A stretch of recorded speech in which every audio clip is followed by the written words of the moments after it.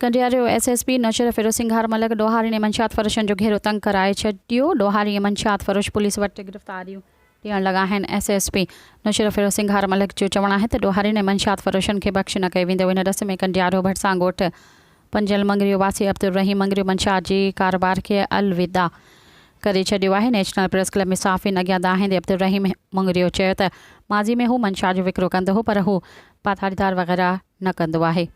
मुंहिंजो पाथारी वारी लिस्ट में नालो अची वियो आहे। हुन जो चवणु हुयो त जॾहिं खां नौशर फिरोज़ में SSP सिंघार मलक मुक़ररु थियो आहे त हू परेशान आहे ऐं पंहिंजे पुलिस खे ॻोल्हे रही आहे।